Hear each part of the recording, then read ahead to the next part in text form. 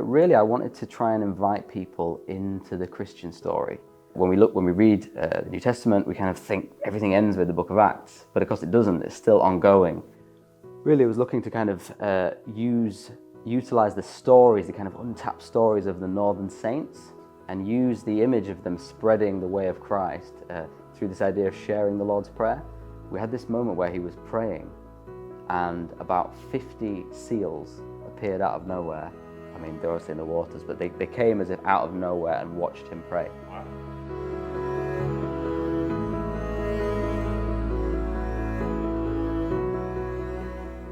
We're delighted to be joined today by Oliver Murray.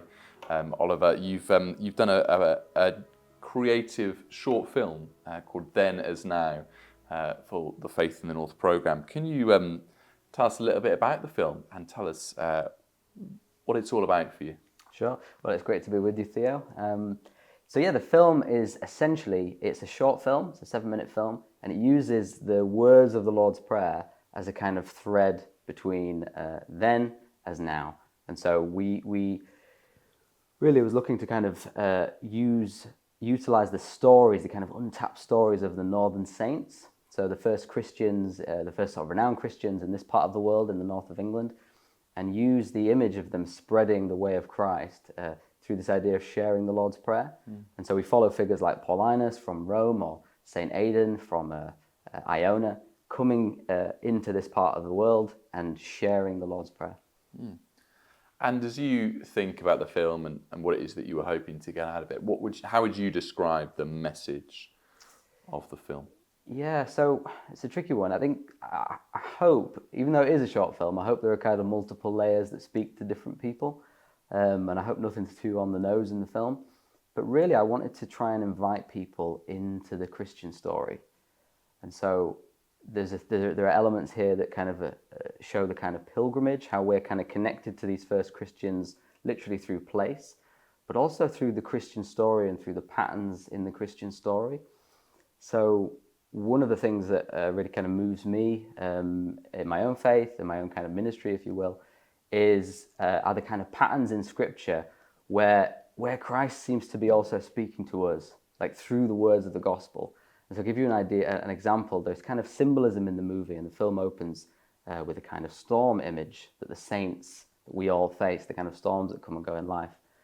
And so when I'm thinking about a symbol, I'm not thinking about a flag or an emblem, but I'm thinking of a kind of meeting point between different levels of reality that reveal something deep and true to us. So, for example, we use water in the film. And water in our faith is a kind of image of chaos, but it can also be an image of life. And so we have this kind of storm that the first saints face. And I think we all, in the sort of sense of us all as saints, we all kind of face similar things in life. So I want the film in a way to spark some kind of conversation of kind of drawing people into this deeper way of seeing the world and a deeper way of being a Christian. And so if someone's watching it, they can see something of, even though there's these figures that may have lived a long time ago, they can see something of themselves in it, both in their experiences that they go through in the film and in the places they find themselves. Yeah, I'd hope so.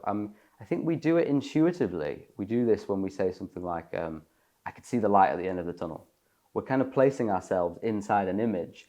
And I don't want this to be sort of academic and abstract. I think it's really important for people to see that, for example, when Christ calms a storm in the Gospels, in a way I'm using the Lord's Prayer, the words of Jesus himself, as a kind of example of how he does that in our own lives. So through turning to prayer, through turning to him, through turning to his words, he can, and he certainly has in my life, calmed a number of storms. And I really want to communicate that to people, because I think there's a lot of, it's quite a difficult time, I think, at the moment. I think there's a lot of people searching for deeper answers. And so I hope in a small way this film can kind of speak into that. And so the role that prayer plays in the film is you've got people in the kind of a long time ago praying the prayer, yes, and again now and again drawing that connection. Yeah, because it acts as a kind of thread. We're connected to all of the Christians that came before us. I say the famous examples that we have in this film, but those that we say are known only to God, our own relatives perhaps. We're all connected through these words of the Lord's Prayer, whether it's in different languages, and we have different languages in the film, or if it's hundreds of years ago or now. Well, fantastic. That is the power of the Lord's Prayer, Yeah. and its role in the Christian faith. Yeah. You've got different characters in the story. Can you, for those who haven't watched it, who are some of the characters that feature in the film? Yeah, so the film starts with Paulinus, so Saint Paulinus, who came from Rome. So he was the first Archbishop of York, and he actually baptized a young lady called Hilda, who became known as Saint Hilda of Whitby. Then we have, slightly later, but we kind of show it around the same time in the film, we have King Oswald, who was the kind of first sort of, I'd say the first kind of Christian king with a real faith.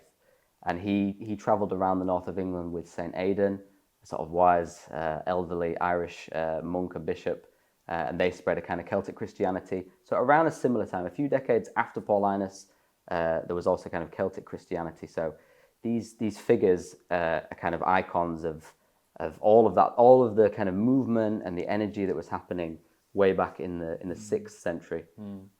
And why is it that you're using that time period and bringing those figures and how they kind of play in the role? Yeah, it's kind of been part of my own journey that I've discovered these figures going to Lindisfarne, going around churches in our part of the world, in our part of England. You see them in windows, whether they're medieval windows or Victorian windows.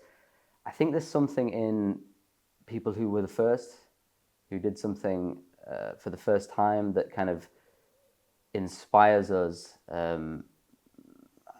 Possibly we think of maybe the challenges they face. I mean, an example in the kind of secular world might be the first person on the moon.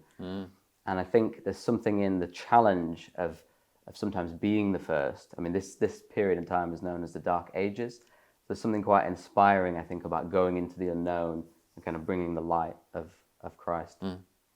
And so do you see some of those similarities then between the time that they lived and now then as now? Yeah, well, I mean, obviously it was, 6 centuries, 7 centuries, a long time ago, but I think fundamentally we're all human. And I think there's a danger possibly in, there's a temptation at least with people formally kind of recognized as saints, some of these great figures, to see them as sort of perfect people that are somehow so distinct from us. Obviously they lived remarkable lives, but at the same time they are real people. They face challenges just like we face challenges in life. Obviously they weren't in a highly industrialized, busy society, but they did face challenges of health and war and uncertainties. And, we face challenges, it's slightly different challenges, but challenges nonetheless. And so I thought there was something quite compelling in using them to kind of, I suppose, make that connection between the beginnings of the church and in the Middle East, I suppose, and then coming out towards our part of the world. And so we could see perhaps something in them being in the same kind of location and the same kind of places as we are. Yeah. And so both the insecurity that's faced and the power of the story of the gospel and to change that, and the power of prayer in terms of the individual's life, they all remain the same. They all remain the same, yeah. Times change, but I think fundamentally that the film kind of, it presents the troubles and the challenges in this kind of, as I said, a kind of symbolic way. But then we see, and this is not just a kind of assertion, I've found this in my own life, we see how Christ kind of calms those storms through the words of the Lord's Prayer, through prayer in general, through looking to God in those times of uncertainty when we need to kind of roots and put roots down or put an anchor down in the seas. So I think, there's a lot. There's a lot. I've tried to put into the film, hopefully not too much, but there's a lot of different levels. And I think the final point I'd make on that is I think sometimes we can see when we read the New Testament, we kind of think everything ends with the Book of Acts, but of course it doesn't. It's still ongoing. There's still this kind of great story unfolding of which we're all a part. Thank you. And that's the power of symbol and story, is that it can do that journey for us. Just a couple of questions from me really about the creative process of it. I'm just interested, Dak, as you engaged in the creative process and as you look back at the film that's produced, what is it that brings you as the filmmaker the most joy? Yeah, that's a good question. I mean, it was a joy to make, kind of it always is when you're filming in the summer and you're outside and unless it rains, but it didn't rain. I quite like how the film, I think it quite successfully weaves between the past and the present, which could be a bit of a danger because the past is obviously actors, kind of dramatic, and then the present is people just praying the Lord's Prayer. But I think that successfully connects, and that was something really important to me because, I'm a bit of a history geek, but that's not the purpose of this film. The purpose of this film is to show a living story of which we're all a part. So that brings me quite a lot of joy when I watch it back. But one of the experiences filming it was when we were on Lindisfarne with our actor, Richard, who played St. Cuthbert. We had this moment where he was praying and about 50 seals appeared out of nowhere. Wow. I mean, they're obviously in the waters, but they came as if out of nowhere and watched him pray. Wow. For about 15 minutes. And I managed to quickly, and blink and you'll miss it in the film because, as I say, it is a short film, but if you pause at that moment, you'll see he's there praying, dressed as St. Cuthbert with the hair and everything. And there's about 50 seals all just watching him. Oh, wow. Which, again, kind of, I think speaks into I don't know, if I could say, the deeper mysteries of prayer, of place, of pilgrimage, and all the stuff that I hope is kind of packed into this film. Fantastic, thank you. And I guess the flip side of that is, as with any project, there's challenges. We've talked about the challenges that those saints face. Did you face any challenges as you engaged in that creative process? It's funny kind of talking a bit about these kind of symbols and the deeper patterns, because the biggest challenge was the water. So as I say, the water kind of brings the seals, it brings the joy, it brings all of that, and it looks great on camera. But working with water, we have one of the sort of images towards the opening of the film is Paulinus, so the first Archbishop of York, and he's underwater and he's kind of sinking, and he sees this vision, this figure teaching him the Lord, or telling him to share the Lord's Prayer. And it's working out how to do that. I went actually with my friend Richard, again, we went and looked around different places, Lake District, different pools we could film in, and we could kind of see where you'd be able to still see the performer, see the actor, but they were all really kind of brown and there's leaves and all kinds of stuff, so that didn't work. So then in the end, we ended up shooting it in a swimming pool with a kind of green screen. So there were a few technical challenges like that. Have to make it safe. Obviously, a swimming pool is much safer than filming in natural conditions. But then there was another moment where I was with the actress playing St. Hilda, and we were at Whitby, and I was in the water, and I was kind of filming these waves coming towards her, and I just got drenched. And all the camera got drenched and everything. There is an outtake, which will never see the light of day, where I sort of let out a little yelp for like someone to come and quickly grab the camera before it is just destroyed. So again, it's like, you're playing with the sea and things. The reality. Yeah. Well, Oliver, thank you firstly for creating the film and all the hard work that's gone into it. It's a really powerful piece of storytelling. So thank you for that, and thank you for your time. Oh, it's my pleasure. My pleasure. Thank you. Yeah, thank you.